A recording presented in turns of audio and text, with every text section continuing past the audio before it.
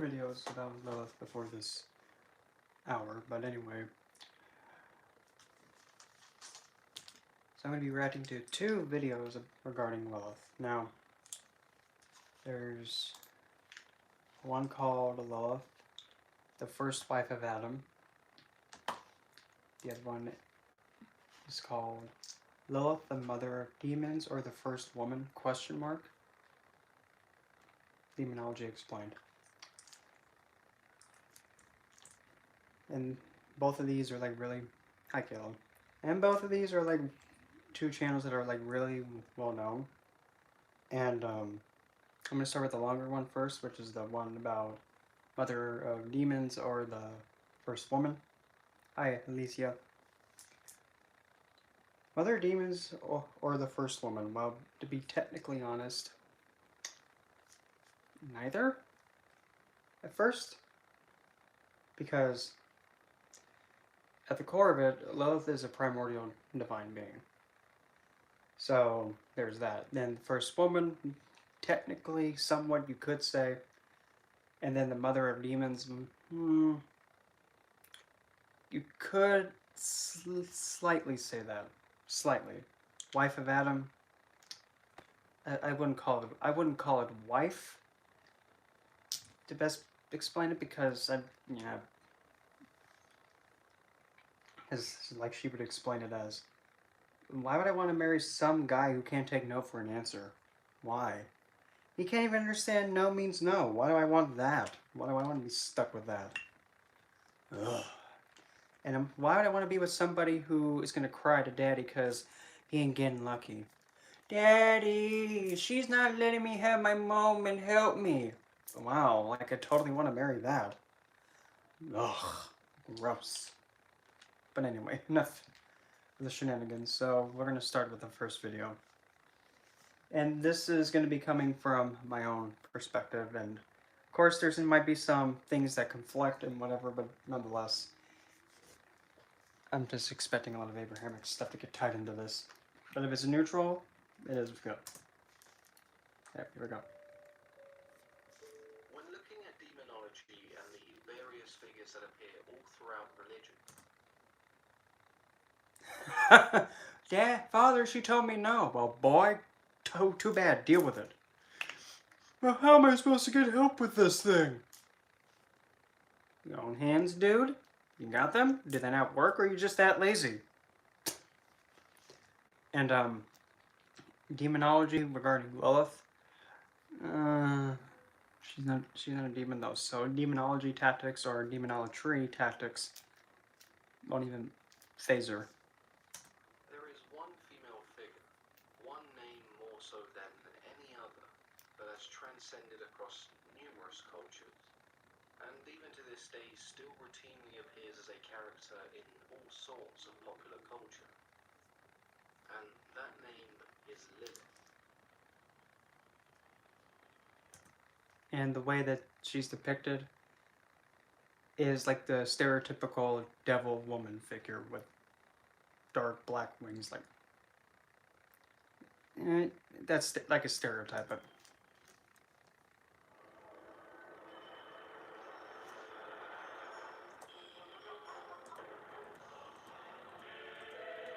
just skip the intro.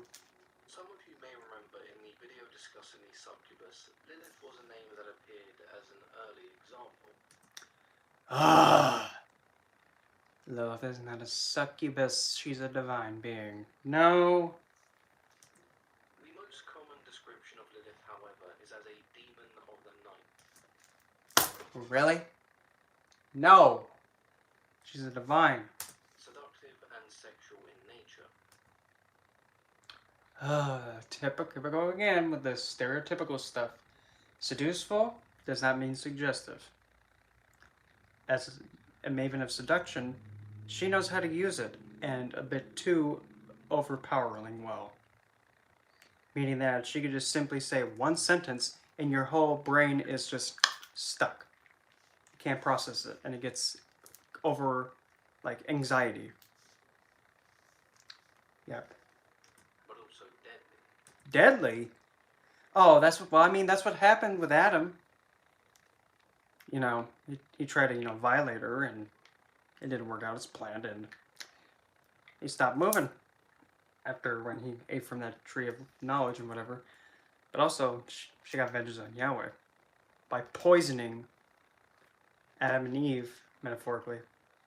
Mm-hmm. For metaphorically poisoning Adam and Eve to eat the tree of from the tree of knowledge, infecting them with sin, so that way they could be killed. But also, her vengeance on Yahweh is that no matter what happens, every human from those two is infected with that sin virus, so it's no longer perfect.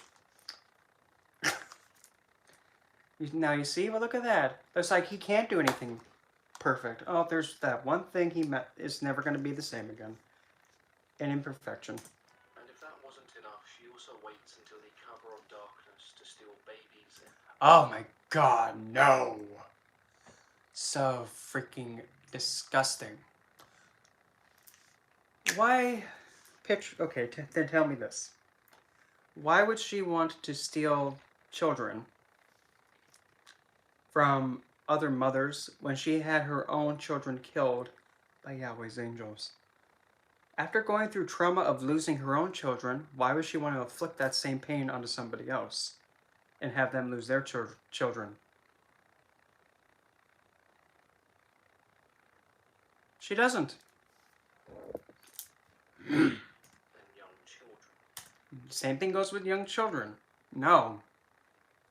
This concept can be traced all the way back to ancient Mesopotamian religion. Probably like the part when they say, well, oh yeah, Lilith was like a harpy. No. Lilith is not a harpy. She doesn't have wings, like the wind spirits from Mesopotamian mythology with Inanna. They had wings like harpies. Yeah. Well, I mean, let me just read this little cute little segment from my book.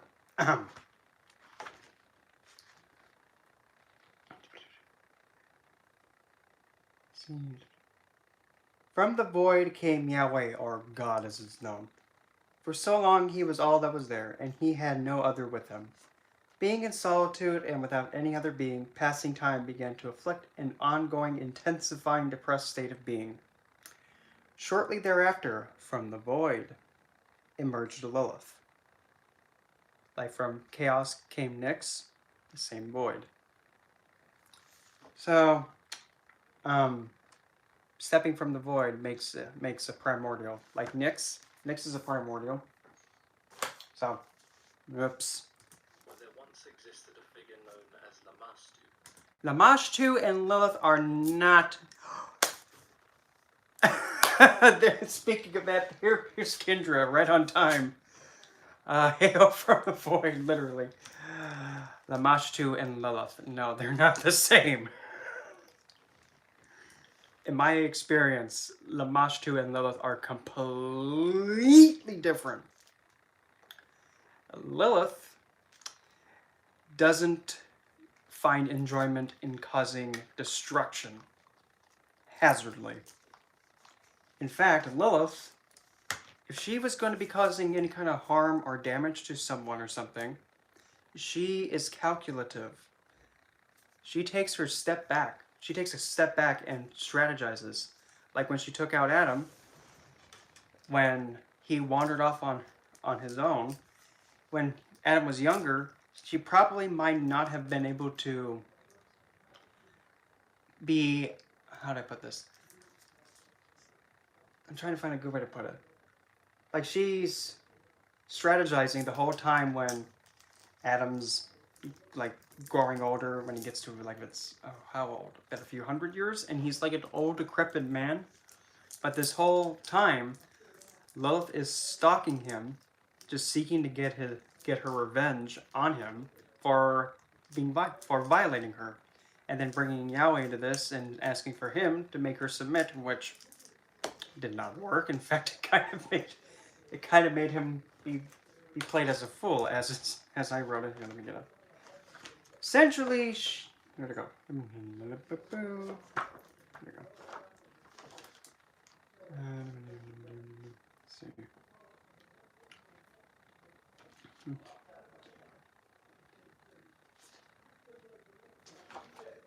There it is right there. In this world, and this is from what Yahweh is saying, even from this world of me, I am who has the word, and that word is law of this world. You, woman, I demand you submit unto my creation of me, as he sees fit. Yahweh spoke in a roaring voice. Yeah, completely exactly. Because there are some channels, and there is some information that is good. Then there's some information that's like, okay, we're just gonna reach in from the pile of vomit and just lick it, throw it out. No. And also the lacking of being able to think, well, this figure is being disrespected and mistreated. What do they have to say about this? Like how I put it? Let's see. Not even a second after Yahweh's last word being spoken, which would be, he sees fit. Last word being spoke, a second after it. Lilith emoted a powerful laugh in response.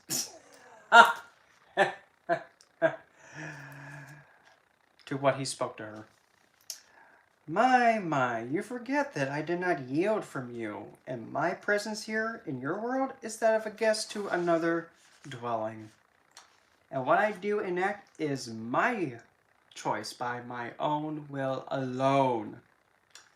I refuse to oblige to any and every demand you speak to me, vile, disrespectful fiend. Lilith responded. Lilith stood to her feet, maintaining her gaze right at Yahweh, and spoke. I take my leave from here. I do not accept, nor will I ever accept, my being to become infected with such atrocities from this fiend's mouth. And off she went. And just like that. And doing that in front of Adam, Adam was getting the impression like, wow, good job, she got away, thanks a lot, man, now I'm alone. Which, maybe, yeah, I give it like, "Rah!" And that's twice she tricked him and showed him how powerless he is against her. But anyway, the match too. The daughter of the sky god Anu. Yeah. To some, she was an evil goddess. The Mashtu, I believe, and I think Kendra will be able to validate to make sure I'm saying the right one here. I believe the Mashtu is also the wife of Pazuzu, if I remember correctly. And they have a bit of a... They have a unionship that's kind of odd. Like, Lamashtu gets, what's that called? Gets pacified? Is that the right word? When Pazuzu comes around. Like, Pazuzu mitigates Lamashtu when she's causing harm to somebody or space, if I'm correct? Okay. But, either way, to others a demon, a monster that plagued women during childbirth. One that would steal their children, suck out their blood and marrow, only to gnaw on the bones that remain. So what does this got to do with Lilith? Oh wait, nothing. The mothers themselves were not safe from Lamastu, and neither were their unborn children, as she could make women miscarry.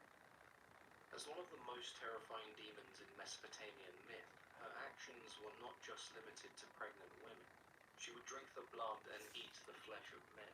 She infected one's dreams until only nightmares were left. Wherever she went, she was followed by sickness, disease, and death. With these stories of Lamastu, we can definitely see a parallel with creatures such as vampires and succubi. Okay. Today, many think of Lilith as the first wife of Adam. But maybe say that, but nonetheless, like what I said at the beginning. Why do I want to marry something like this? And, oh God, she said no. Daddy, help me please. Why would I want that? Come on, hon. Who rebelled and was later replaced by Eve. Well, yeah, she didn't... Well, she did defy Yahweh's word, but then again... I mean, what would you do if, you had some figure demanding you let this other person do whatever they want to you, regardless, and don't fight back? Advocacy of rape. I know what I would do. Nope. Not doing it. Get away. This idea stems from the book of Genesis, the very first book in both the Hebrew Bible and the Old Testament. Which, funny you say Genesis because Lilith bamboozled Yahweh into doing it. Genesis 1 details the creation of the universe as well as everything inside of it. Yeah, from Yahweh's perspective, but what about the void? Where Yahweh came from? Hey, Blue! And also Lilith also coming from the void. Showing, yeah. It says that God created the heavens, the earth, vegetation, animals. Not Spider-Woman, I'm talking about Lilith. True Lilith. And I believe you could also say Spider-Woman is one of the how do you say this? It's like one of the divine is one of the masks, metaphorically saying it, that Lilith wore as Spider-Woman from. It's which American native tribe is Spider-Woman from? Because I know another one that Lilith is associated with is Deer Woman. That's another one. And lastly, mankind in his own image to rule over what he had created. What's important to note is that Genesis 1 states that he created both man and woman at the same time.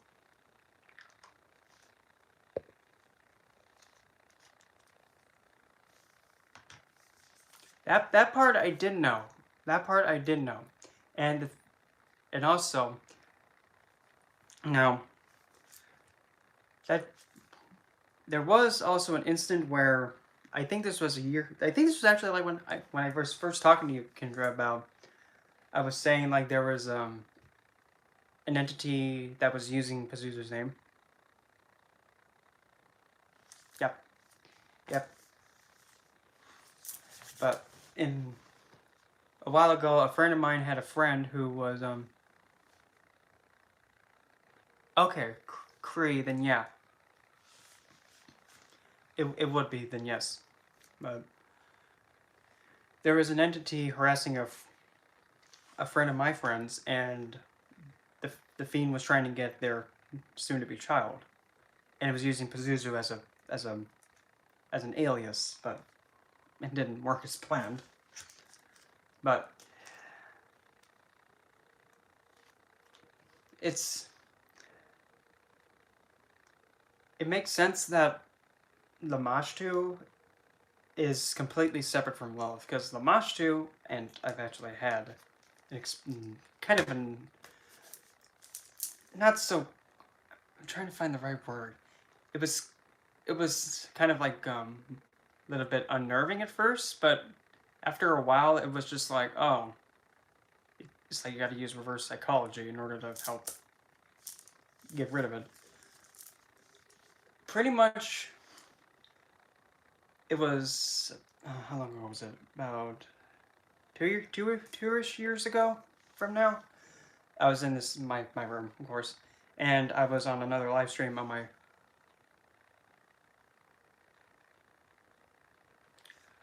The best way, what I would do, is approach her yourself and ask her, what would you like me to what would you like me to call you when I acknowledge you or speak to you? That way you're keeping it open, and then you're giving her the right to choose what to refer to her by. But I was on another live stream it was on Facebook. Yeah, it was on Facebook, and I had my Hell doll, and I was bringing it over to show a friend of mine like on camera, and as soon as I sat down, I felt something just swipe, and it like knocked me off, knocked me off Kidder, and my Hell doll flipped over, and it didn't break, no harm came, but it fell out of like the little holder thing she's in, fell, hit my bed, and I literally just like saw red, like what the fuck was that? And I just see this black shadow just go, like, right in front of me. Then I put my hell doll back in her little stand thing. And I don't know if you can see her from here. But put her back in there, put that down, then I turn around and then I see this leopard-headed woman figure with blood black wings and claws that looked like they just had blood stains on them. And it just, yeah, and it just shrieked loud, like in my face, and some things just started just make some loud tapping and banging noises, and a few things fell off my desk where Lilith's altar is at now.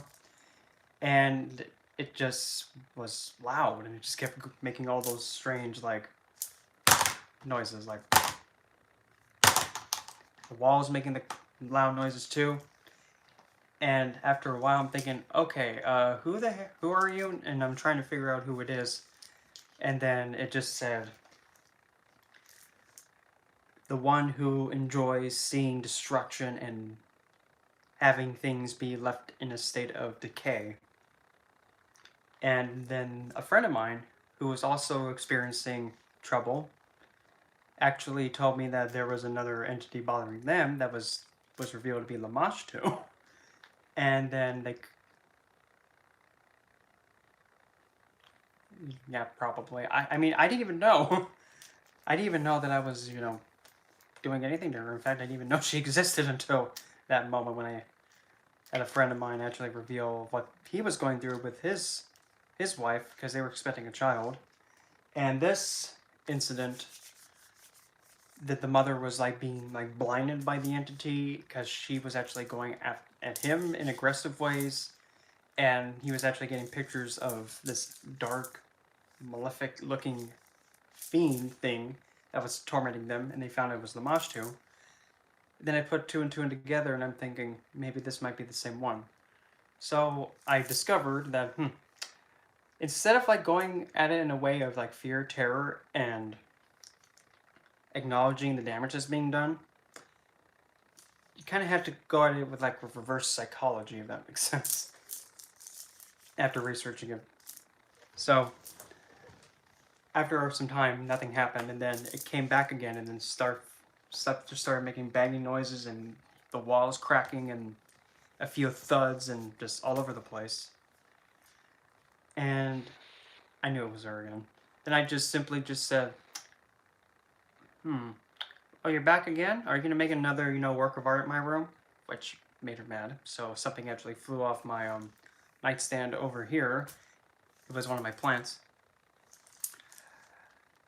Well, the thing is, if I sage, I'm kicking out. If I was to sage, I'd be kicking out hell, and well, yeah, I was getting familiar with Lilith, but not as much as I do now. So I would be kind of annexing them all, and then I had to bring them all back in again. So I pretty much just wiped it away with a Sage Detour. But I just used my selenite wand and just completely went over everything.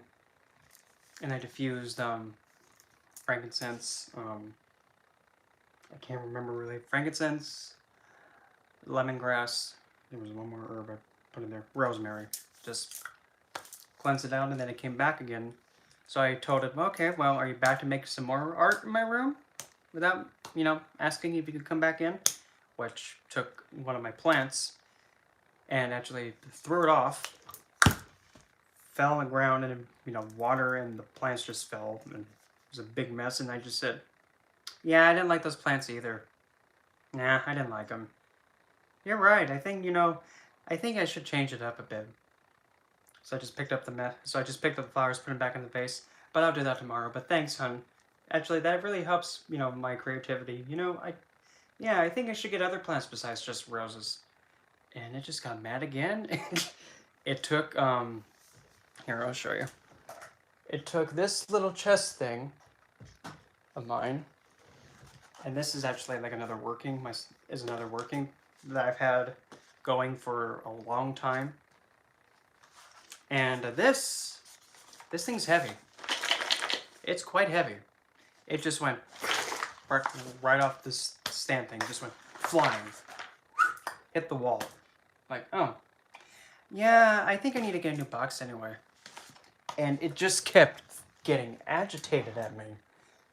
but it didn't swing at me. So then it picked up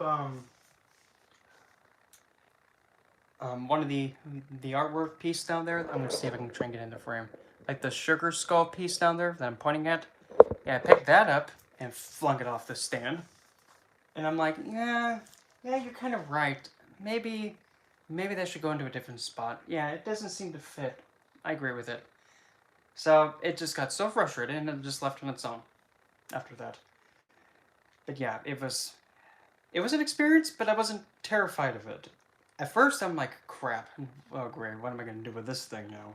And this was back before I got my confidence in the spiritual world and interacting with them. Because yeah, I was not really that. Oh, what am I going to do? But now it would be like, really, again? I didn't say you can come in here. Yeah, which is pretty key whenever you're working with any kind of spirits or entities, paranormal, a divine, a spirit, any kind whatsoever. Just treat it like if it's another person. They're coming in your room and they're making a hot mess. What are you going to do? Stop it. Get out. Don't make it any different. They just don't have one of these things. Physical body, but I'm off topic for so long. Spiritual bleach. Okay, I'm gonna go back into this.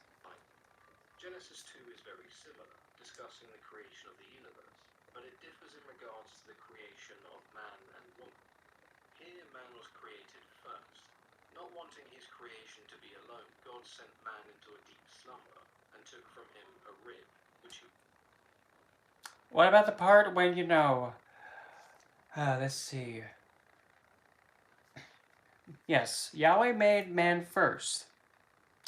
But here comes the problem.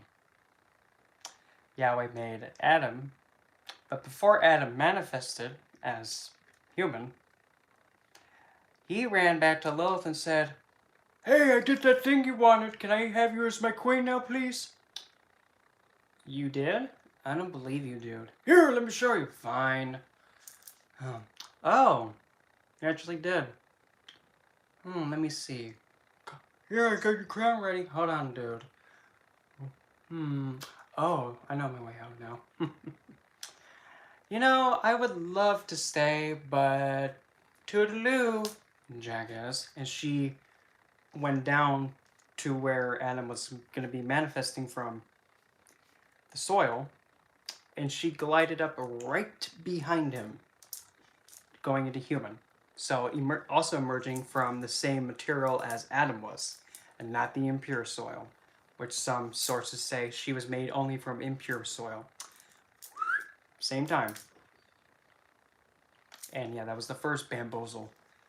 Tricking Yahweh into thinking that he's gonna get Lilith as his queen. No, she just tricked him into doing it so that way she can get away from him. And the deep slumber, yeah, that's when Yahweh made Eve, but after when Lilith told him, no, I'm not gonna let myself be violated by something like this and listen to you, and she self-exiled herself. That's when Eve came into the picture. She would use to create the first woman.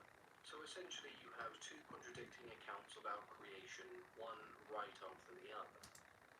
The contradiction of Genesis. Well, let me just be the random one that comes in and says Yahweh did it because Lilith was saying if he did it, he'd get a queen, and she'd be the queen.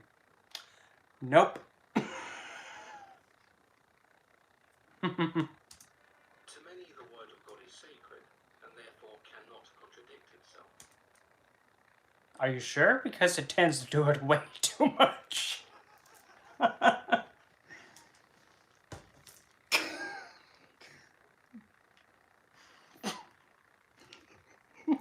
It's sacred. It can't contradict itself when it does it too many times.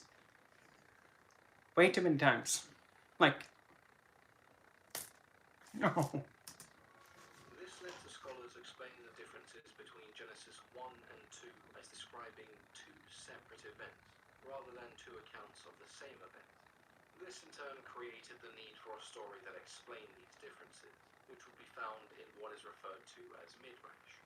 The explanation here is that God needed to create woman twice. Twice? Once with man, and then again from man. What? The woman in the first story isn't identified in Genesis, but would eventually be known as Lilith.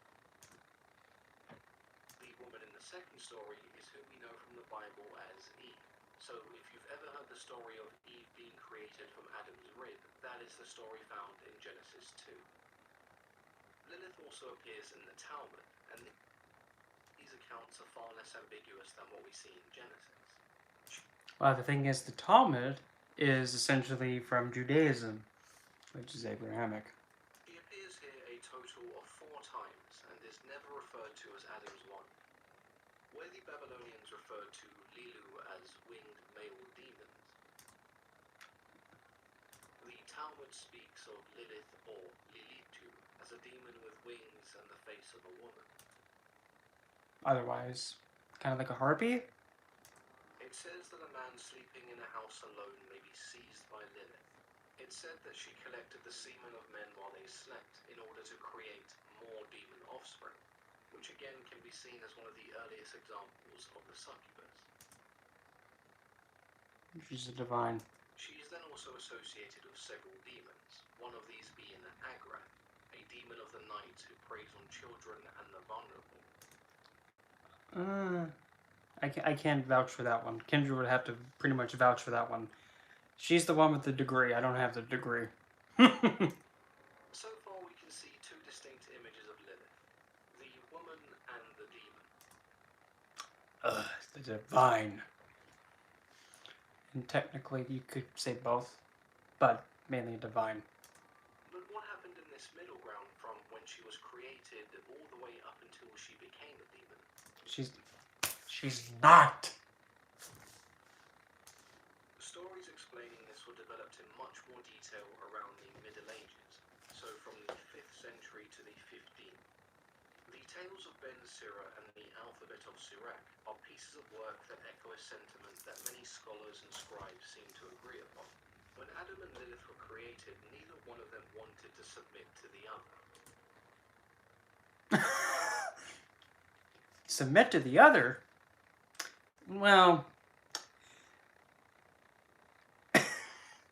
Lilith is not going to, of course, not going to submit to Adam, because, I mean, Lilith was trying to, like, use her voice and express her want. Adam had his want, she had her own. So she's expressing her want. But she's still willing to give it to Adam if he allows this. That's negotiation. Yes, Blue. And being an egalitarian, which is somebody who advocates balance and, fair treatment, she's actually giving him a chance to even, get help with it being gripped. So, to get the help or not get the help? Looks like Adam chose to not get the help, but still go ask for help elsewhere. To some, this just meant who assumed the dominant role in the relationship. Dominant role. Well, no. Adam didn't want to negotiate. Whereas others took this to mean neither one wanted to assume the bottom position during sex, as it was a sign of subservience. To be completely honest, I like to keep it simple. If it feel good, so what? There you go. With neither one of them willing to compromise, Lilith then fled the Garden of Eden. Not before, Adam ran to Yahweh and asked for help. I need help. She's not letting me do what I want. I want to feel good. Help me.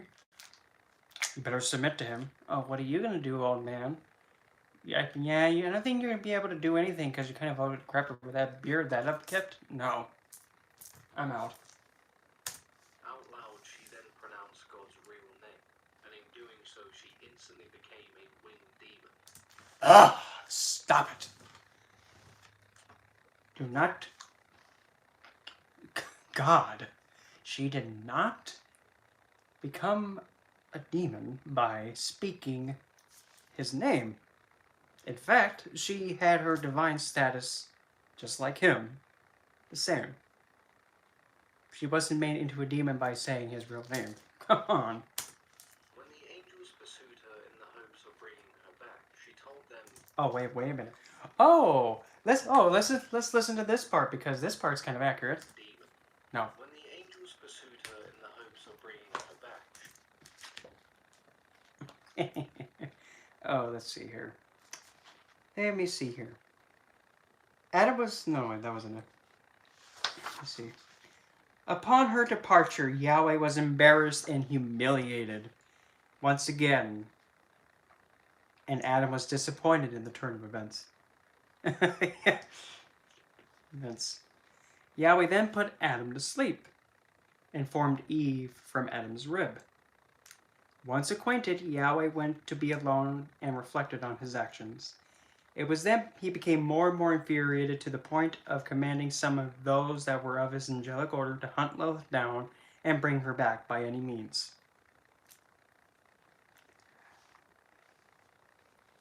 Time stepped forward, Lilith took residence in a cave, and with her was her children that were made to be by many other beings and man.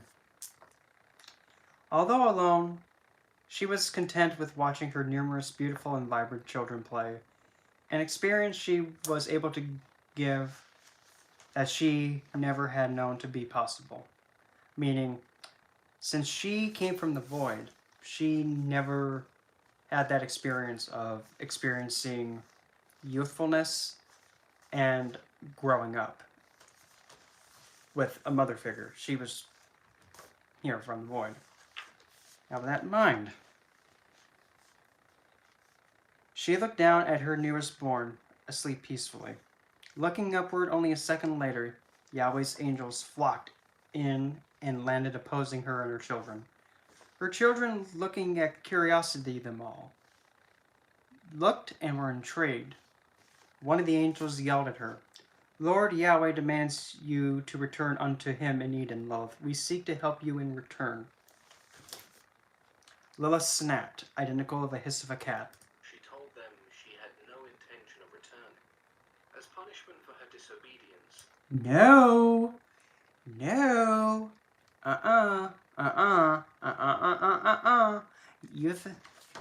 God. You think she's you. How can you punish somebody if they don't, or even anywhere close to you? How can you whack them if you're nowhere close? Besides punish. Silly, but nonetheless.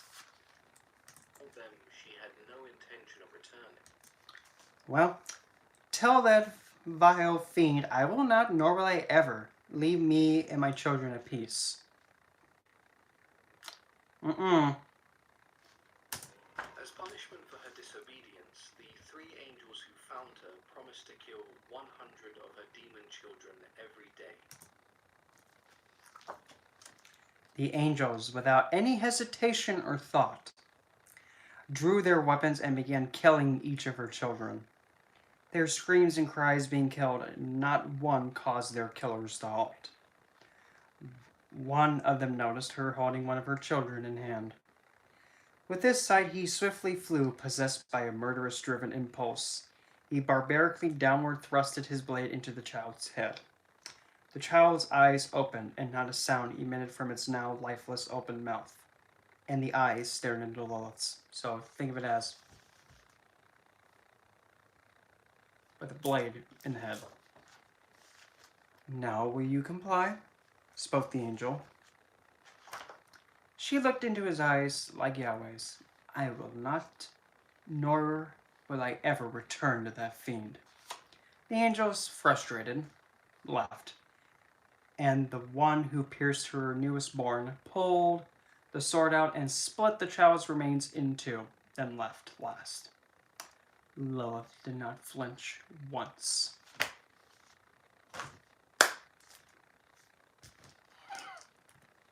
Dark. And just completely unnecessary, but that is how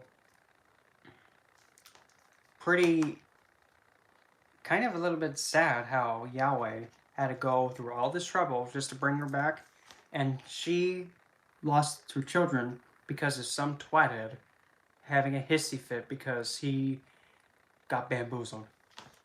Hey, Mika. Her purpose now was only to cause illness and sickness to the infants of others. Actually, let's go back. Wait. Her purpose now was to kill 100 of her demon children every day. Her purpose now was only to cause illness and sickness to the infants of others. Why? Again, let's use our common sense and use some logical deductive reasoning. What good is it going to do to kill other women's children when she had her own slaughtered in front of her? Why would she want to inflict that same pain that she felt watching her children be killed? Why take that and then put it onto somebody else? In fact, wouldn't you rather look at it the way that's saying that she now protects women and children so that way they won't ever experience what she had gone through because of him? I think that would make much more sense. Whenever a child was born, she would claim dominion over that child for 8 days if they were a boy, and 20 if they were a girl. With this there came only one compromise. Whenever she saw the name of any of these 3 angels inscribed on a medallion or an amulet, that child would be left alone.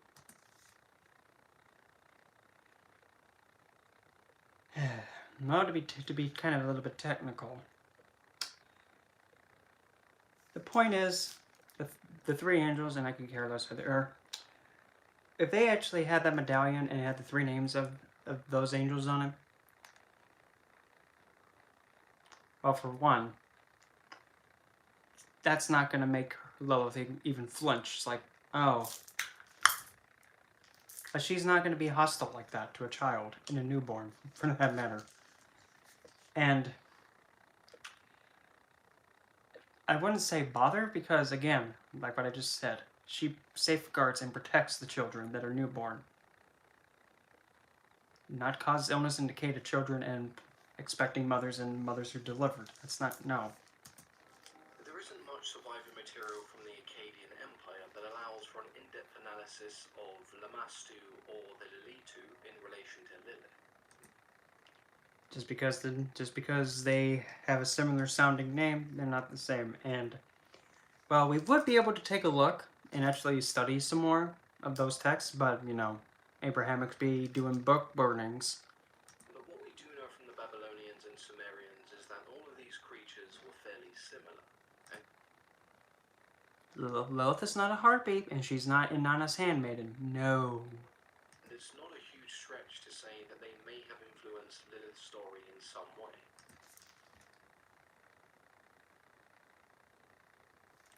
Exactly. And I mean, I can definitely vouch for this one. I just have to keep rephrasing the same thing again. If you had, like, if I was a woman and if I had somebody kill my child in front of me, that traumatic experience would actually kind of drive me to advocate that there has to be more protection for children, and also because in a way that would be like a trauma thing, and also bringing support to women who have gone through traumatic events like Lilith did, being like a woman's health and what's that called? Pretty much getting the necessary care for domestic violence survivors and trauma survivors. The lack of information regarding her origin is made up for by how popular her story was. The Middle Ages marked this period like no other, with numerous tellings and interpretations. Depictions of her varied from a beautiful woman to a more sinister demon. And some even saw her as the snake in the Garden of Eden. Potentially, yes. And that's one of the ways that I would say that that's how she got her revenge on Yahweh and Adam.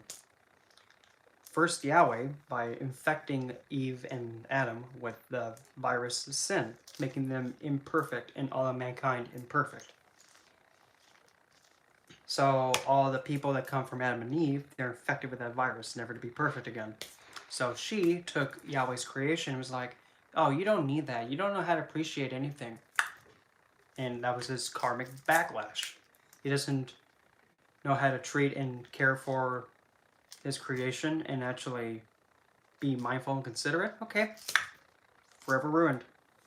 Who tempted Eve with the forbidden fruit as one final act of revenge. That part's correct. And she self-exiled herself to not submit. As time went on, there were folk tales that saw Lilith as a demon queen, and thus related to Asmodeus, Oh, King Asmodeus, yeah. Well, whom many consider to be the king of demons. uh, Asmodeus being mentioned in the Book of Tobit, the Talmud, and numerous other scriptures means it's not really a huge surprise that Lilith and he were paired together as the mother and father of demons. Well, Lilith, again, is, at the core, Lilith is a divine that is all empowered within herself. She does as she pleases, as she likes. If she is married to so many of them, like Samuel, like Yahweh, or even Adam, or whomever, either way, just because she says she's married to one of them, doesn't mean that she's just going to sit and do what they say. Oh, no, no, no. If anything, my theorize is that she got the marriage done with whomever just to get their perks and still do as she wants. Because regardless of whomever it is, they can't stop her. They try and tell her, no, you have to sit and do this. Oh, no. No, no, no, no, no. She does as she pleases. I'm going to keep it simple. You can't tell her she can't do this. You can't trap her because she'll just break out of it. You can't limit her. Together they had thousands of demon children and traveled from village to village, causing chaos and destruction. Oh, you think I got time for that? No. In some stories, she's also closely linked with Samael, who himself is a rather odd character. Some teachings in the Cabal go as far to say that Lilith was Samael's consort, and that it was not God who created her, but instead Samael who made himself a demon wife, who filled the role later intended for Eve. He also gave her a host of demonic children, one of these being Asmodeus, who we mentioned earlier. Throughout all these stories, there are three main sides to Lilith. Three main sides to love, huh? Okay. Let's see here. Well, the very first being a primordial, we have the aspect with the crow. Primordial is the oldest type of divine to exist, like Nyx. That's the oldest being, something that transcends a regular divine. So there's the crone aspect. The mother aspect, the children. And then also the maiden aspect, which is her taking physical form alongside Adam. Because with the maiden aspect, that's the aspect that was attempting to be violated by Adam and Yahweh. Rebelled and said nope, went off on her own, experienced the world. That's still the maiden, exploring the world and experiencing the worlds and cultures.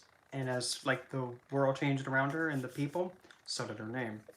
That's when you can see figures like Deer Woman, Spider Woman, Naji from Chinese mythology. I'd even also say Persephone, Hel. What was her name? I just had another one in my head. Crap! I just had it. It'll probably come back. Even also Oya. Oya's another one. I've come to find out. But nonetheless, we can kind of see that as soon as she was experiencing the world around her, she had to adapt. So that's still the maiden aspect. The mother, when she had the children with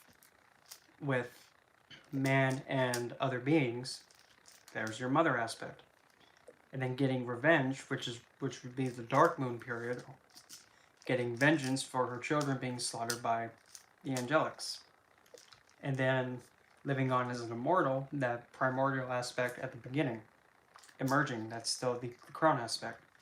So she does fit the Trinity aspect of that. The woman who rebelled against God and Adam, which is the side we see the least of. The side you see the least of. Honey. Whenever a woman sticks up for herself and says, "You think you're going to do that to me, Ton?" It slaps a guy. No.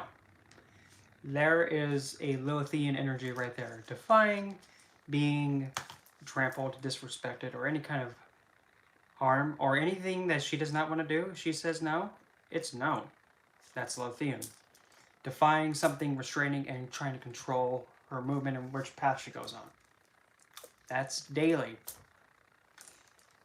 If a woman doesn't want to do something, or if some guy is trying to violate her and she stands up for herself, Lothian.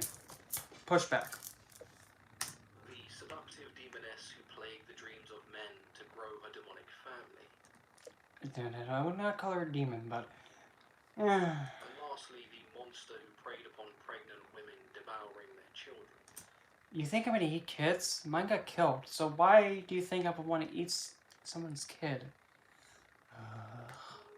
When I first read about Lilith, I immediately drew some parallels between her and some of the creatures we see in Greek mythology. When you think of an odious and foul-smelling bird-like creature, the harpies certainly come to mind. What did I say way at the beginning? Lilith is not a harpy. No. And definitely not from Yu-Gi-Oh's harpy lady. No.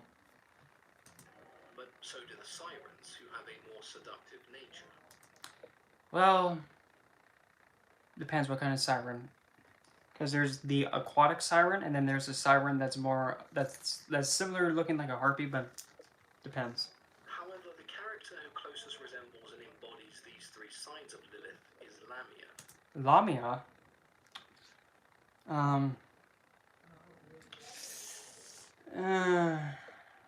I can see it. These three stages are almost mirrored in her story. She begins as a regular woman who falls victim to lust. Yeah.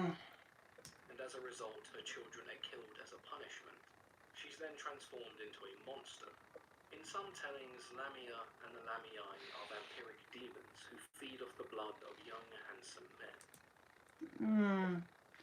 I can see it, but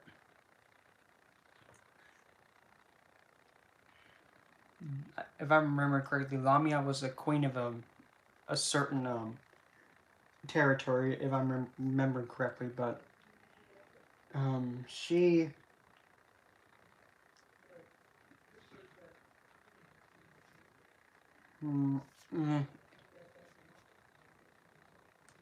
Yeah. There are also versions of this story where instead of young men, she hunts for children, forever seeking revenge for those she had lost. But one figure...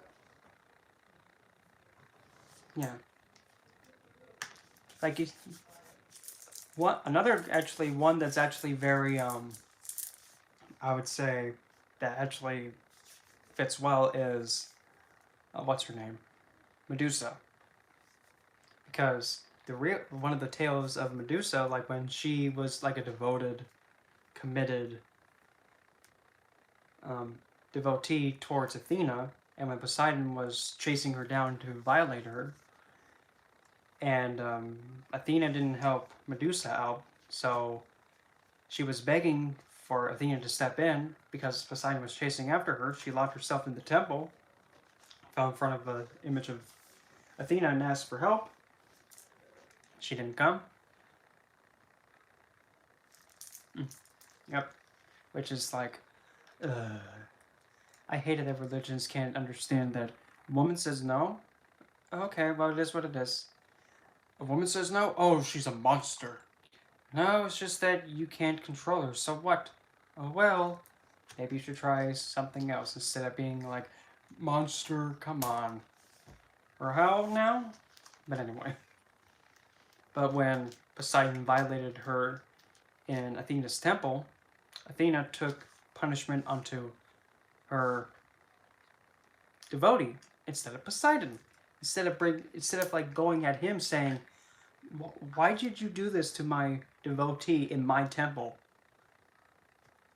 Medusa didn't want anything to do with it, but there were some stories where she actually chose to, but I'm sticking with the part where it's like she said no, Poseidon would not have it. And the three, like Zeus, Poseidon, I would also say Hades too with Persephone. Those three, I mean, they did kind of overstep their boundaries and acted vulgarly. So she was turned into Medusa, like the monster, like the snake-haired woman. And Lilith is also associated with the snakes, but also Medusa was an outcast and shunned away. It's seen as something that is beyond the norms of society, goes against the social norm. Lilith the same way. That's why also Lilith is also Saturnian. Also rebelling and being completely against anything that is just with one.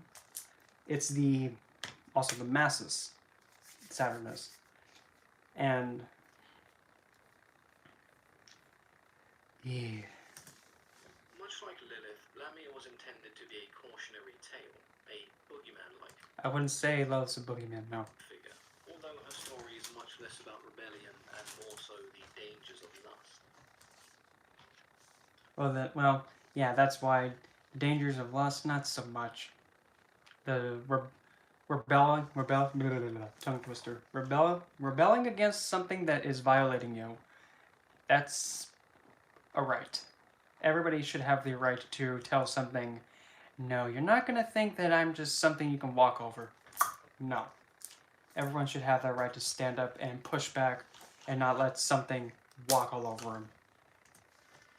Honestly, stories of Lilith are rather confusing. Not really.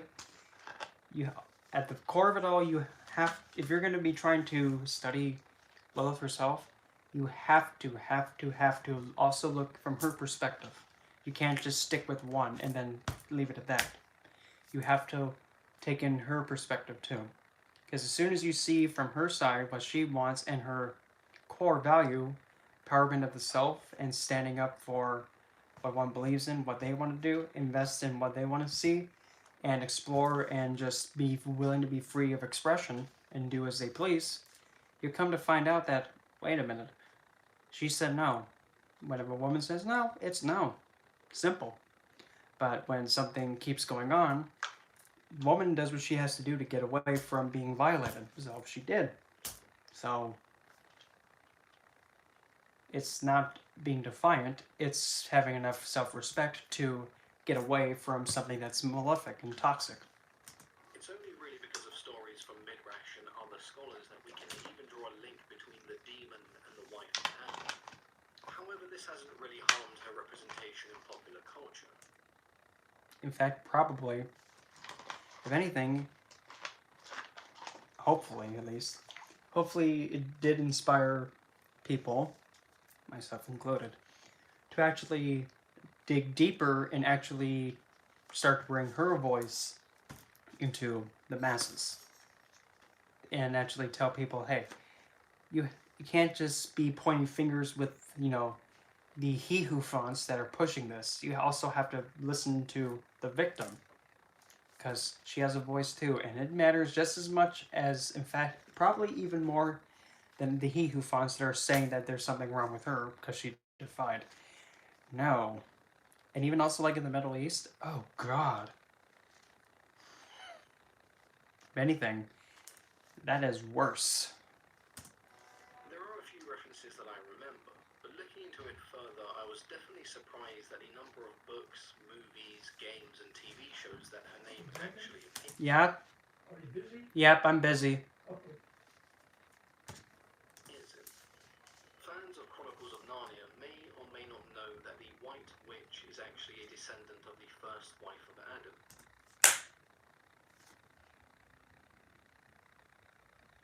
Huh? What? So, Lilith's an ice queen? I didn't know that. Like, supposedly, I guess. Which in this case is of course Lilith. No. No. Is a number of books. Right. Fans of Chronicles of Narnia may or may descendant of the first wife of Adam. And Eve? Because Adam didn't get any experience with Lilith. At all. None. Descended from Adam. How can that work? How can, Lilith come from Adam? In fact, she's not of him. In fact, she's kind of glad that she's not, because she would be embarrassed. Which in this case is, of course, Lilith. Nope. In the TV show True Blood and the movie 30 Days of Night, Lilith appears as the name of a vampire. Just because something shares the name with her doesn't mean it has ties to her. And this is obviously quite a common trend. When she does appear, it's either as a succubus or a vampire. She does have vampiric qualities, but as a succubus, kind of a stereotype. Old school supernatural fans may remember her as the first human to be tempted by Lucifer into becoming a demon. Well, then again, it's a TV show, and we all know that some stuff like that is not actually Speaking accurate. of Lucifer, in that show she's also referred to as the mother of demons. One Okay. that I missed that actually has quite an interesting take on Lilith's story is the fifth element, which sounds quite weird to say considering it's a futuristic sci-fi. Lilu is portrayed in a similar way to Adam's first wife, and her speaking ancient Aramaic now makes more sense than when I watched the movie as a kid. Instead of destroying humanity, she actually ends up saving it, turning the original story on its head.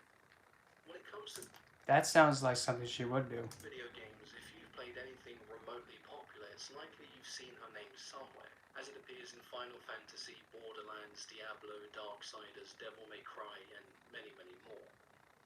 Personally, I think Lilith has an interesting story, regardless of how confusing and stitched together the original references may be. Well, yeah, because the original story was altered because the religious men did not like the idea of the first man being taken out by the first woman. Whether you see it as a fall from grace or a rebellion, Not a fall from grace, more like a piss it, dude. I'm not gonna let myself be violated. You don't like it? Boo-hoo. uprising, it's a very universal concept, which is why I think it's referenced so often today. It may also have something to do with the occult and modern fantasy going hand in hand. Let me know what you think about her story, and whether you noticed how often she appears today. If you would like to know more, get this book. Because that's just one of the videos, and I like how that one took about an hour just to go through. But now the next one is the next one's only 3 minutes long.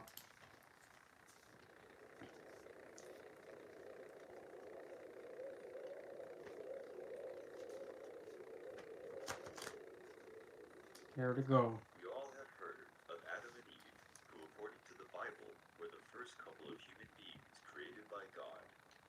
But an ancient Jewish myth contests that Eve was the first woman.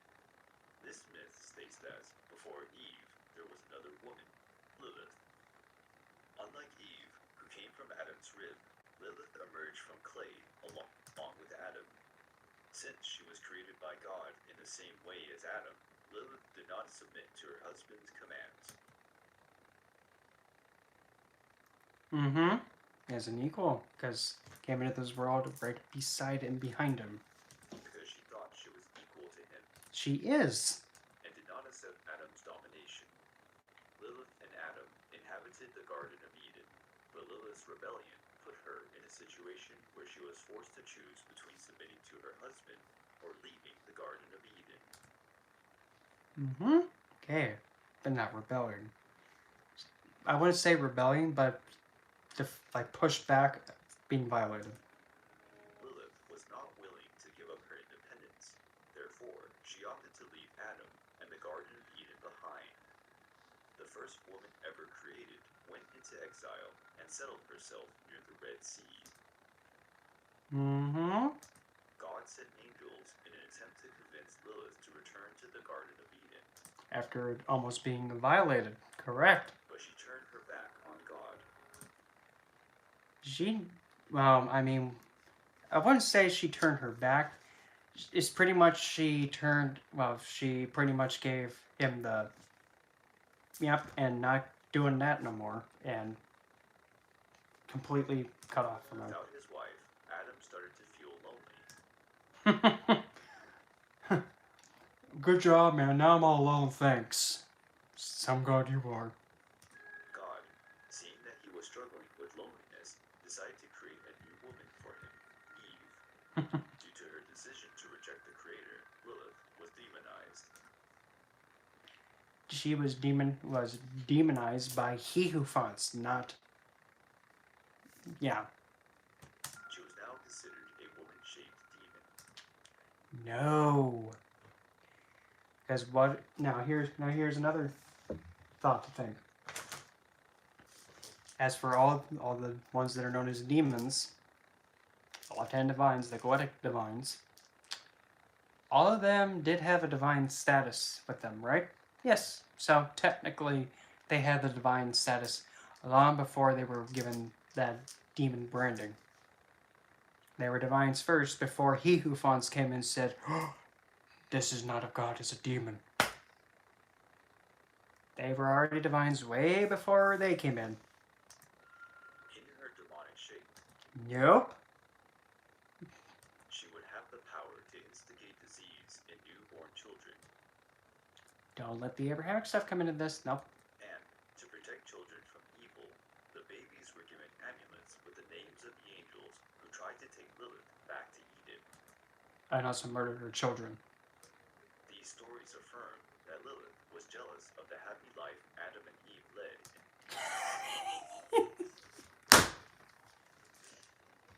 It was going great. Fail. Lilith is not jealous of anything like that. What is there to be jealous about? They're stuck being little toys for him. In paradise, and Paradise? No. More like eternal suffering. as an act of revenge, she assumed the shape of a serpent. As an act of revenge for being violated by Yahweh and Adam, she got vengeance and poisoned Eve and Adam with the sin virus from the Tree of Knowledge. And tricked Eve, forcing her and Adam to taste the forbidden fruit, which caused the couple to be expelled from the paradise. And afflicted with sin, poisoned eternally, and all people would be afflicted with it. And also, Yahweh's perfect creation to never be perfect again. Oh well, he should have appreciated it. Lilith's story is quite well known, yet this version is not present in the Christian Bible.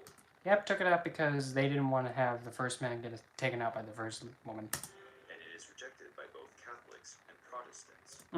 Because they're not having that. The version in which she would have been Adam's first wife is found in the Syriac alphabet text. The date of the writings is unknown, but it is believed that they were created already in the medieval era. The myth of Lilith is found in Hebrew, Babylonian, Sumerian, and Assyrian mythology.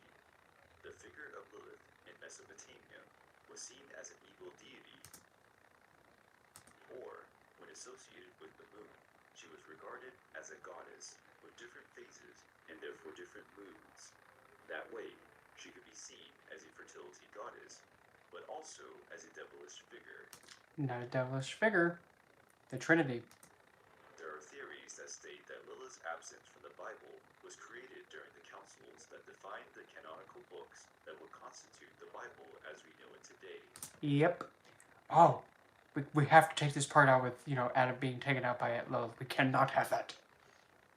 And the thing is, when you start taking text that's really old, start altering it, it's just something about altering it that has it just, all the text just turn on itself and destroy itself. You cannot limit divinity. You cannot force divinity in a certain direction because it'll turn on itself. The figure of Lilith as an independent and strong woman will go against the patriarchal structure, one of the cornerstones of the Judeo-Christian culture. For this reason, Lilith was embraced by the feminist movement. She is often regarded as the first feminist. Egalitarian. The movement claims that Lilith was unfairly demonized. She was. Like most women in our history who have attempted to defy the patriarchy, whether as a demonic figure or as a symbol of women's struggle, Lilith's story is still the subject of much interest.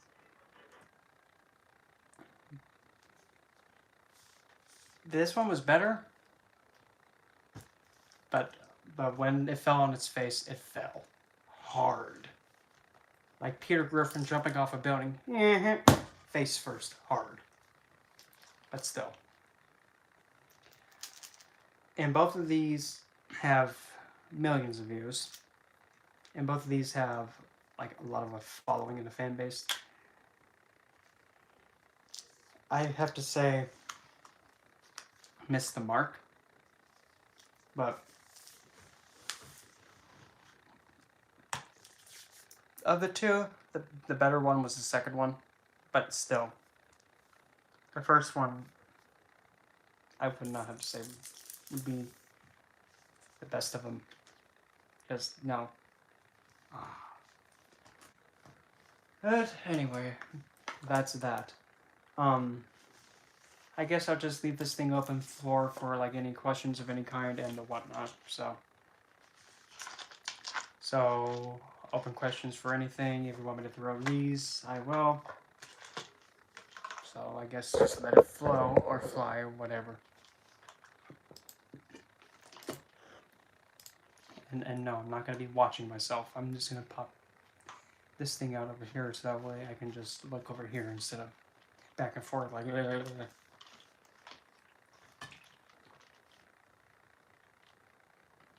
bloody thing. That's it. Yay, okay. So now if I click over here, do I still got it? Yay, I still have it. Yes. Well, it's, and I mean, if I could, I would so definitely prefer people to watch Kendra's video, but it's not there anymore.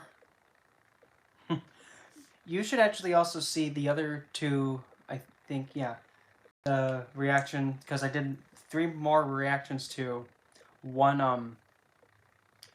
I did a reaction to that one about, you know, Lilith being a fallen angel and calling her a pimp, like, a pimp.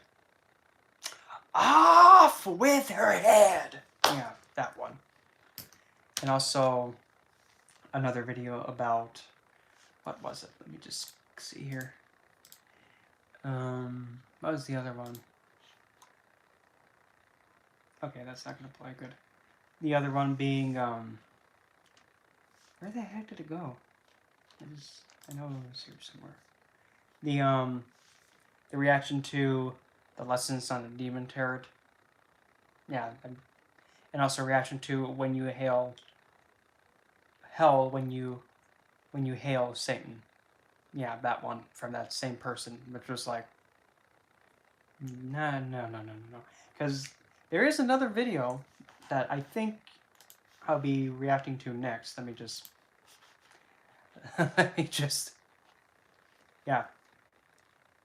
Actually, I'm gonna see if I can grab a hold of them, and I'll link them in the chat right quick. Yay, this thing's been good. Cause yeah, it's not, isn't that good? Okay, there's that one with me reacting to when you hail. Okay, yeah, this one is the one lesson on demon tarot, and I mean this one's just as like, what?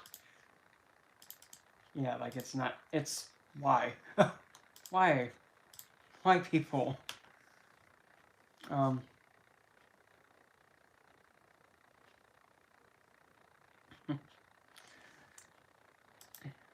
Yeah, it's questionable. Very, like, is this person being honest and really, or is it just something's off? Where, I think there was another video. Oh, I know what I was doing. I was gonna go and do this. Let me find it.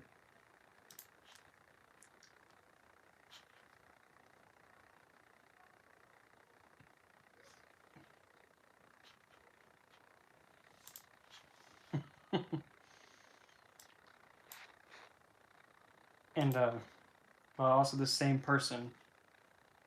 If if this thing will load. Yeah, the same person also somehow knows the hit list of Zozo, like Zozo's hit list. Okay, if you say so. But there's also, where is it? There's another video somewhere. Oh, here it is. The member member only videos that are in this on this one. Yeah, it's bad because there's one that says demonic state oppression, demonic infestation. Oh, here's one. Here's a good one. This one kind of makes me just want to grab this thing and start swinging. Satanists, demonolators, and other threats. Satanists are not a threat. Kind of, isn't that kind of like causing like being advocating as a group of people to go and do a hate crime? Sounds like it to me. How to face demons. How to talk to demons. Really?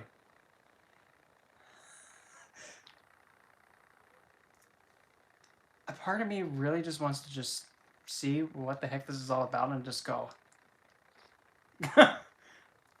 Get the right spirit team, like the A team. Demonology books for, okay. The demon hit list. No, the demons don't need hitmen. Overcoming the fear of demons. Hey, Annis. Been a while. Demon hit list. Light Warrior League. Overcoming the fear of demons. Well, we don't gotta worry because you don't have to be afraid of them. Just don't be stupid. Becoming a demonologist. You don't have to do the crazy stuff that the Catholic Church tells you to do. And you do not have to be like you don't have to be like the Warrens. No. If you want to be a demonologist and study the demons, you can actually just start right now. Yeah. Oh, it's not. It's actually on YouTube, and it's actually the person that I'm reacting to in the other two videos, all those other three videos. It's the same person. Because, I mean, when I hear someone put, here to go, Satanists, demonolators, and other threats. Whenever I see something like that, I think somebody is spreading hate. And there are other videos that are here. Let's see here.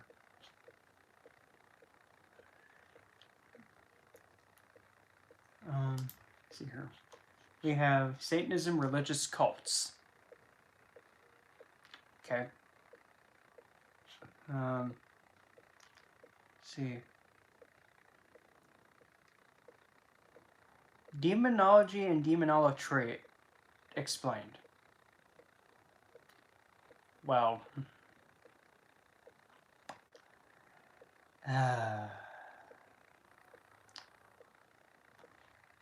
if you're going to be learning about demons, you do also have to invest in them. That's the point.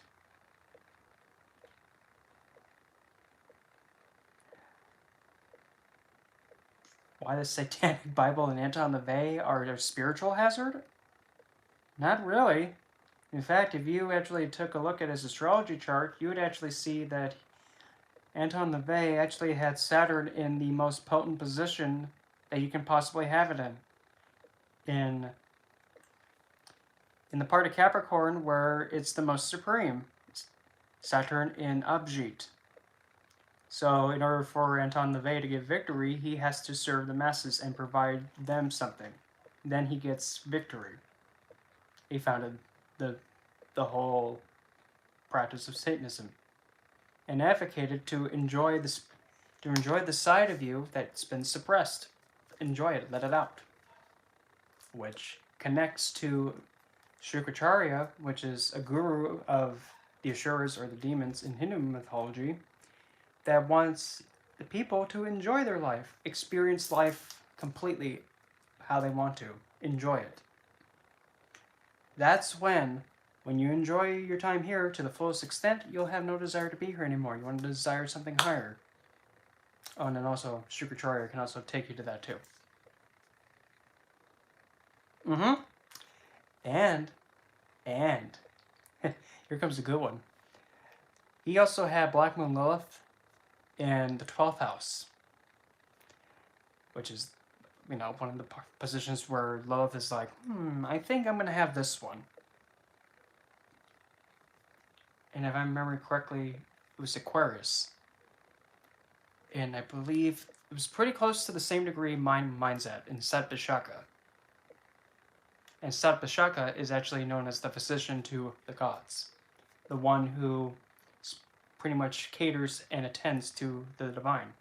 So empowerment comes by giving service and attending and doctoring the divines, which is spreading and making them become more well known. You're increasing their health. You're making them more healthy by teaching about them. Stannis is a divine, speaking for him onto the physical world and getting his awareness to other people. That's attending, which is exactly why his legacy stands, and it still does. It's not going anywhere. And his Venus, based on where he's placed, had directional strength in the 4th house. And you can even also look at it this way. Venus is Lucifer. Saturn is Saturnus. You have, and also Rahu is conjunct Venus. Rahu is looking at Saturn in the 12th house. Or was it the 11th house?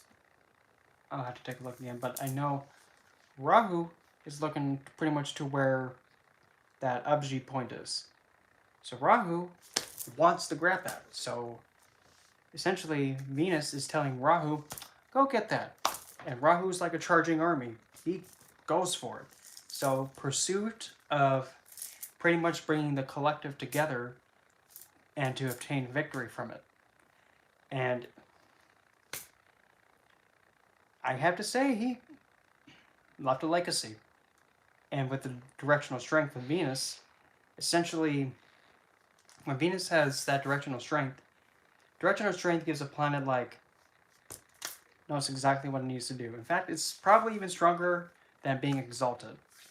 Like, if you have Venus in Pisces, okay, it's powerful, but how does it use its quality? But if you just have Venus in the 4th house, pretty much the way that they exhibit their quality is unbound. They know exactly what to do. But now Venus was in the 10th house. You have Venus having no direction. Like, say, she could be exalted, but blind. Like, I know what I need. I feel like I have so much to give, but I don't know which way to go. So it takes time for that. But if it was the other way around, they already know since pretty much they're able to comprehend it for that planet's significance, where to go with it. That makes sense. But no, Satanism and Saturnus and the Satanic Bible from Maintain LaVey are not a spiritual hazard. In fact, it's actually contributing it to more perspectives. Shouldn't be seeing something as a hazard rather than be like another belief system. Let me study this. Let me take a look at it. Let me learn about it. I mean, what the worst thing that can happen is that I don't feel like this best connects with me. But you learned about it, which is a gain. That's an investment that you're getting from it. When you invest in something, you gain something back. You learn about something, you gain the knowledge of something.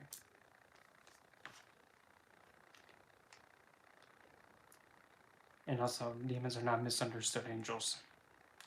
They were divine beings until an old geezer put their title on them. Danger when working with demons, are you sure? Because I'm fine still. Why demons love you? My lord.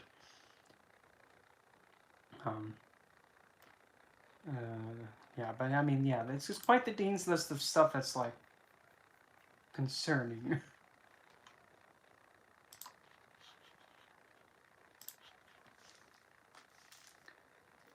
Yeah, it's kind of concerning because I mean,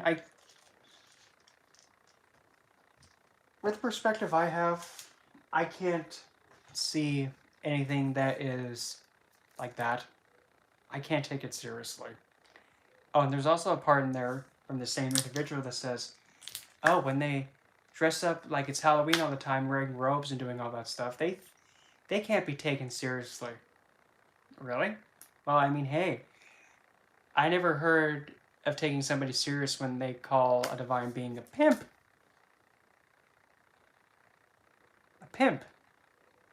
You think Lilith would enjoy pimping out? No. If anything, that's kind of like... my brain can't even comprehend that. Because I just keep thinking, like, how in the... whoever gave that information to her is just like, no, no, no. And madam? I don't think that's... let me see what the definition of that word is. Because when I hear madam, I think of an elegant woman when I hear madam. Let me see.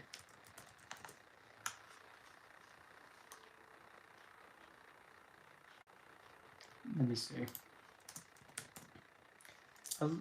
A title or form of address used or to a French-speaking woman.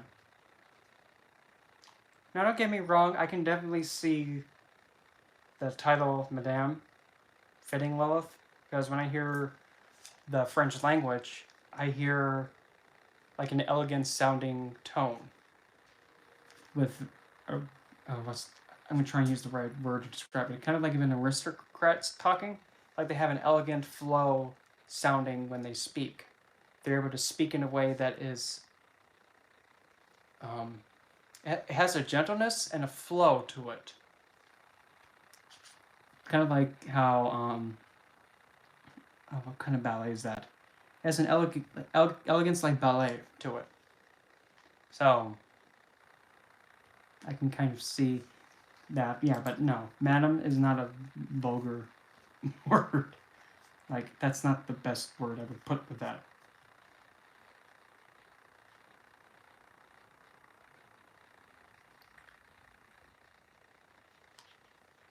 But nonetheless. Oh.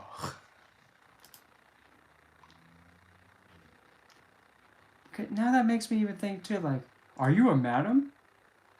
A woman? Calling Lilith a woman? Well, you don't, obviously. What, are you new here? Wait.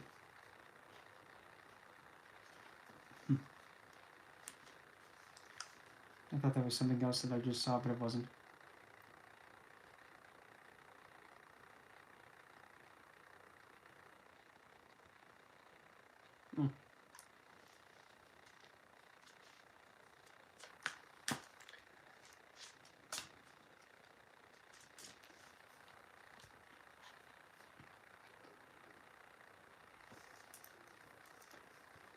Oh, that's interesting looking. The Cult of the Black Cube.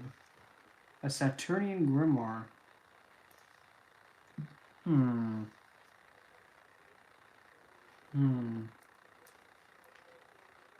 again, I'm like very, very selective where I put my focus into. But yeah, like I don't really listen to many like other sources as much as I used to, because it's like I keep things at a distance because I don't want something to get in and then tell me something which actually makes me feel like a dimwit for believing into it for so long that it's, BS.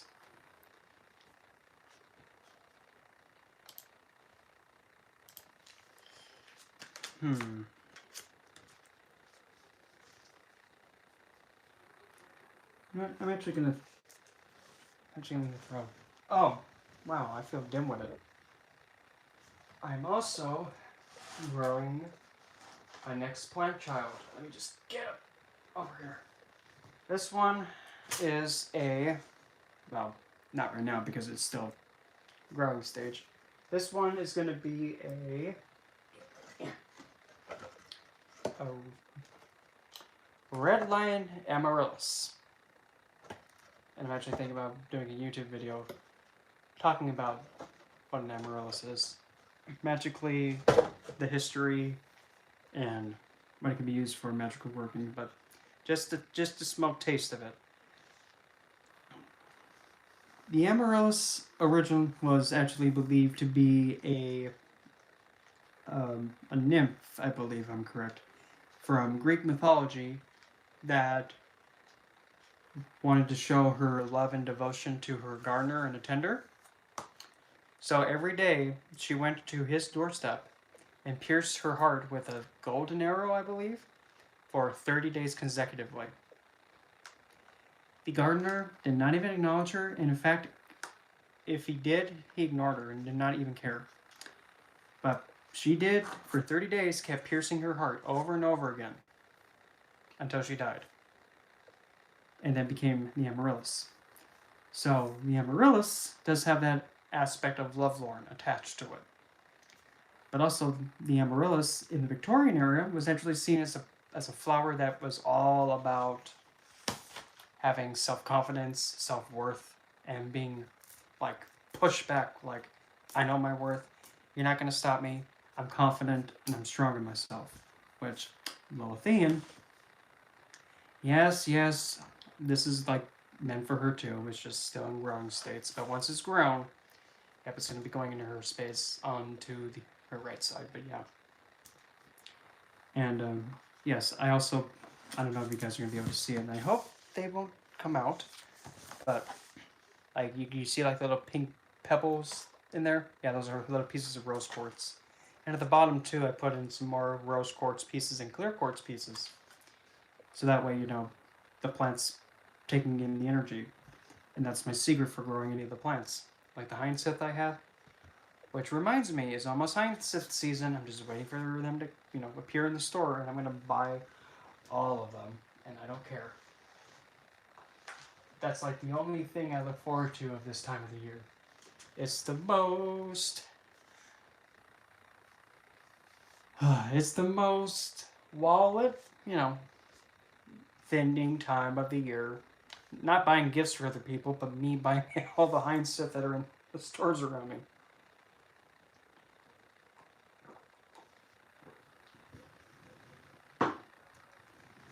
I also got myself a white paper narcissus plant too, like the one I had last year when I did that video explaining how to connect to a plant. Yep, I got that same one again too. But with the amaryllis, and also I'm going to put this in the next video about the plant, you can actually use, these magically for one. Well, there's that part of like self-empowerment. You can do work for that. And there's also the malefic aspect, which is actually causing the lovelorn affliction to someone. Like, say, for an example, if there's somebody who... Let me put this... Like, say if you had a lover be taken by somebody, some twathead, you can actually use the amaryllis to afflict them with a lovelorn curse between them and the other person. Yeah. And the lovelorn curse will actually then have the I'm just going to use the term.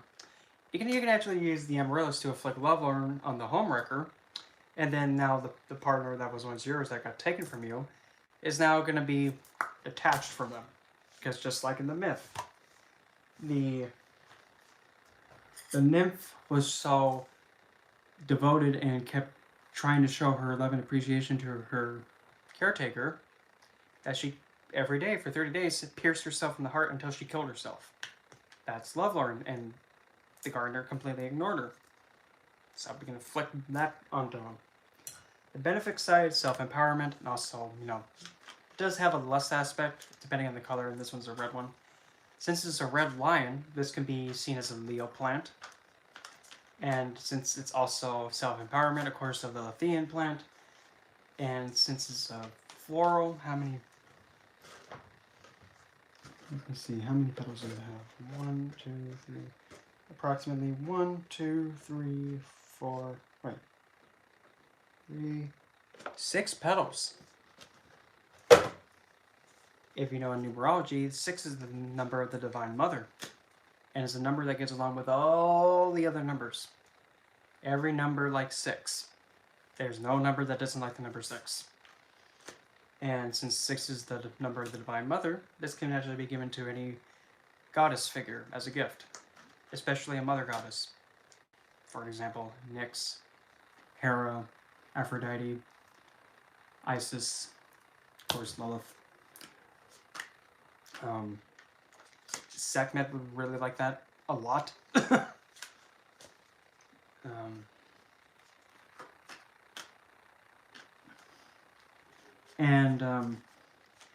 You could also use it also for breakup work, or even if you want to like do a working to separate your feelings for somebody. Except that would be, it's kind of like a harsh way to go about it. If you want to actually reject somebody in a nice way, just give them a blue hydranka. Guts is like, a blue hydranka when I was in the Victorian era, giving that to someone who's like, I'm not interested and I'm sorry, here, have a plant. It's kind of like it's like a proper way of saying, I'm not interested, dude. It's kind of like that, but this way it's just like, nope. I don't care about your feels to me. I don't care. You did what? Yeah, it's kind of like slamming a door in the face. But yeah, that's what I'm growing. And I'm just waiting for the hindsight to come in, because I'm going to probably make a big regret and spend probably a lot of money just having my room covered in hyacinth bulbs all over the place. And I also love the smell a lot. What I really want to get to is some gardenia. Oh, I love gardenia. And heck, it's coffee. It's part of the coffee plant family. So it's like, I'll have you know, I need my daily dose of coffee. Ah, gardenia. I think it's Chinese if I'm right. But either way, yeah. I also, a lot of people kind of look at me funny when I say, I like the smell of lilac. I mean that plant that has that old lady smell? So what? And I'm not sure if there's actually like hyacinth essential oil. If there is, I need to get myself a lot of that. Because, I mean, I still... It's that one. Yep, I still have some. Actually, yeah. The rest of the... Like, I had a good chunk of Blue Lotus left. Like, about that much left. Because I didn't use all of it. Because I just took some coconut oil and refilled it. Because coconut oil doesn't have a smell or anything like that. So, essentially, it's still close enough to Blue Lotus. But yeah, Blue Lotus, I tell you, worth it.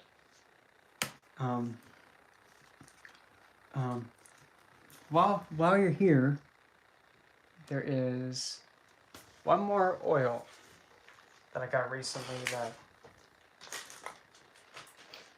that I've got, and I just absolutely love it. And there it is, right there. Oh, I love this smell so much. And it's also, this plant is also given the title of the Queen of the Herbs. It's one that smell. I can't help it. It has this kind of like a chocolate after scent to it. Tussle, holy basil. Literally.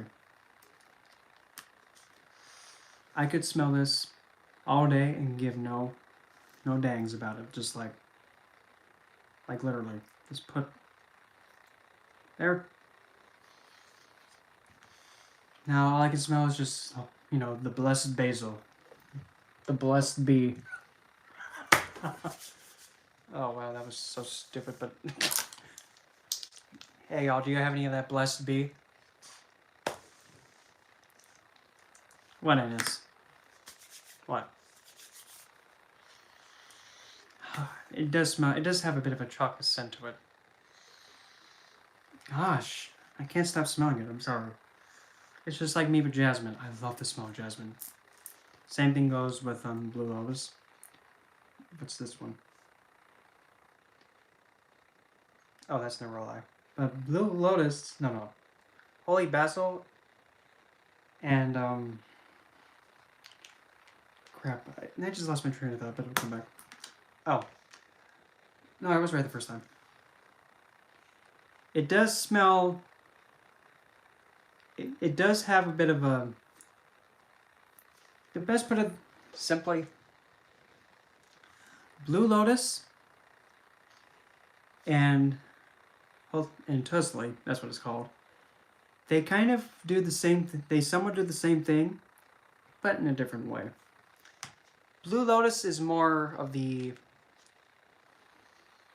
The best put of Blue Lotus is more like being at peace and being like having a protective layer that's just like negativity.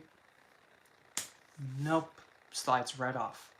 I'm too pure, you're not gonna mess with me. Oh, okay, Kendra, be safe, and nature better not do anything crazy, because if they do, I'm gonna be having quite the council with Gaia, telling her, like, Gaia, if you're gonna be causing, table flipping, please just do it somewhere where it needs it. You too, Kendra. A holy basil is the same thing, but it's just like, I'm pure, divine, and I don't need your negativity crap. That's Tusley. Tusley is more spicy and feisty. Blue Lotus is more calm, serene, and going within, being at peace. Tusley will knock you one. Blue Lotus will just, you won't even affect her.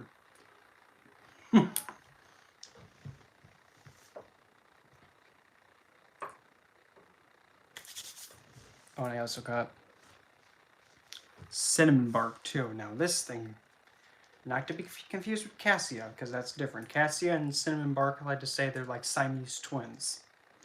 Cassia is more sweet.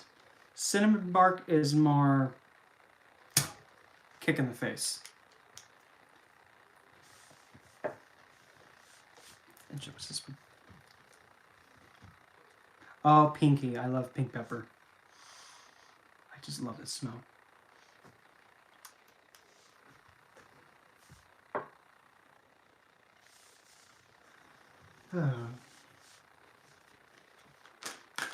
And I believe, yeah, actually tomorrow I'm gonna actually really think about,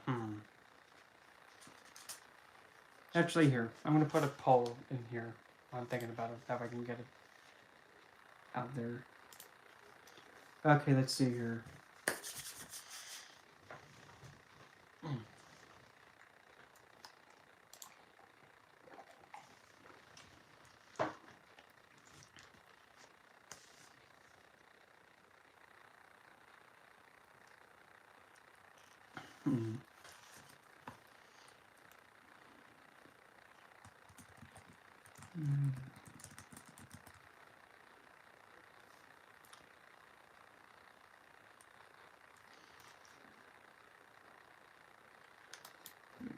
Just put that there, do that. Then we put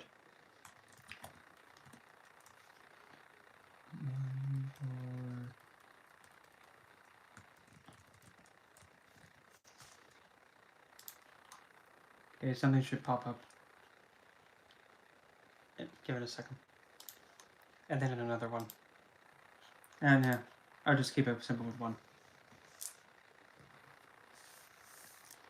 So hopefully that thing just popped up. I can't tell. It just put. It didn't do anything. Okay. So Tarot reads live or pre-recorded. And essentially I'm gonna try and do. Where are you at? I'm gonna try and do four at a time. And the first one would be all about like talking about the 2020. That's way too many twos. 2022 for each sign, for each, somebody's solar sign. I mean, I would be all like saying the same thing, the same introduction, like this is like regarding if you have the ascendant, not the sun, but since people may get too confused with that, I'll just keep it simple and keep it with the sun. At the sun, soul, Surya level. Oh, and I'm also thinking about doing a new kind of skit too. And that skit being like actually interview. Oh boy. Interview like all the planets, each one, like Sun, the Moon, Mercury, Venus, Mars, Jupiter, Saturn, Uranus, Neptune, Pluto, and Black Moon Lilith, and actually like act each planet out, like how when I do that Saturn impression, like an old, angry, agitated old geezer.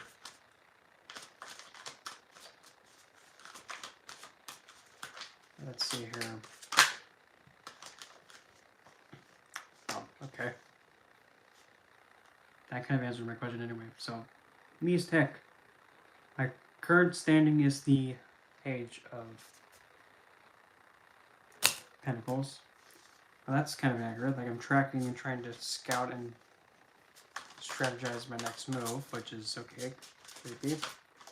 Encountering. Please don't be something that's fancy like a troll. Oh god. Encountering a he who found. No. In this case, I won't even say it like a malefic he who found. But mainly looking at it as like a figure that might be a bit darker in appearance or energy. Or needing to look up to a figure that might be on the darker side. Cause of all this is like, holy snap, I don't know what to do. My hands are up. Yep. And I'm seeing in a direction that has something blinding me because the sun's in the card's face. Behind me or backing me up is Temperance. Okay. Top of the head. Well, this is kind of a little bit odd. On top of my head is the stars. Kind of self-explanatory. Well, the thing I don't like about wishes though is that when you wish for something, you long for something, and if it doesn't come, you just keep longing and longing and longing. For the face. For the face, I get blinded by the sun. Splendid. Self-perception. Knight of pointy things. Outside perception, Knight of solo cups.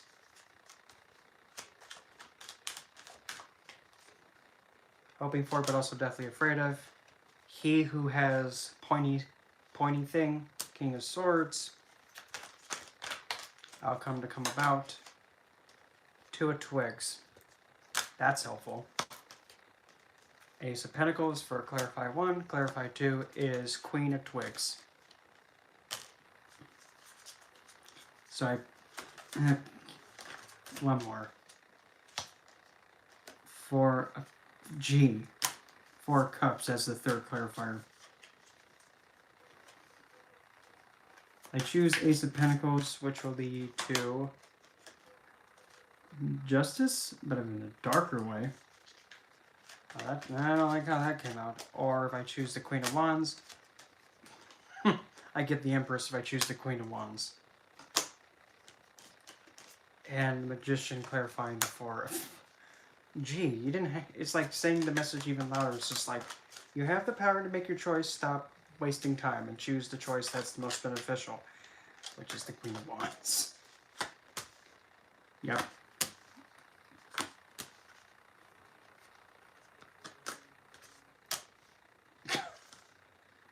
Yep.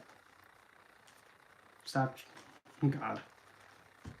The message to me is so clear, but... Yep, so it kind of looks like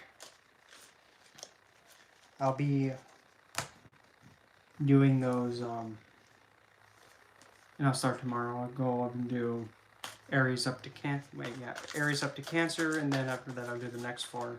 and the next 4 after that. And I'm also going to put this next poll in the next community post, and I'm going to ask what, like if I was actually to offer like a subject to teach about, like for example, astrology, divination with these things, how to read, and using it in the most simplistic way, in the intuitive way, or even about using plants and other magical witchy stuff. Yeah, make a poll to see like what on earth, if I was to like do a course thing, which one would you choose, and then give that the dean's list. Because I do have a platform that's up, kind of, and it's being in the process of being made. I just don't know what thing to focus on because I have so many things inside the head that I could use. Yeah, 7 of Pentacles. I'm just being patient and petrified as a stone. But anyway, without further ado, I'm gonna take my leave off of here and get ready to wash myself because it's been a long day of peace and quiet. But anyway, other than that, I'm gonna fly away. See you guys later on the next live tomorrow, when we'll be starting to do the reads for 2022, starting with Aries.